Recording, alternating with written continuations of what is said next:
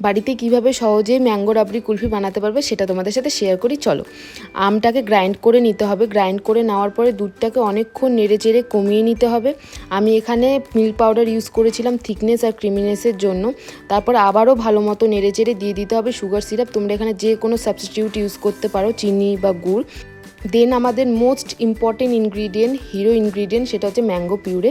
দিয়ে এটাকে ভালো মতো নেড়ে চেড়ে আবার কিছুটা কমিয়ে নিয়ে তোমরা তোমাদের প্রেফারেন্স অনুযায়ী এখানে ড্রাই ফ্রুটস ইউজ করতে পারো। আমি এখানে ইউজ করেছিলাম কিশমিশ আর কাজু বাদাম। তারপর এটাকে আবারও নেড়ে চেড়ে কিছুটা কমিয়ে নিয়ে যে কোনো পাত্রে এটাকে ভরে নিতে হবে। তারপর হালকা ঠান্ডা হয়ে গেলে এটার উপরে দিয়ে দিতে হবে ফয়েল পেপার, আর এটাকে ভালো মতো সিল করতে হবে। আমি সিল করেছিলাম ফয়েল পেপার দিয়ে, তারপরে দিয়ে দিয়েছিলাম গার্ডার। আর এটাকে 8 ঘন্টার মতো ফ্রিজে রেখে সেট করে নিয়ে এটা নেক্সট দিন তোমরা সার্ভ করো আর ঠান্ডা ঠান্ডা খাও।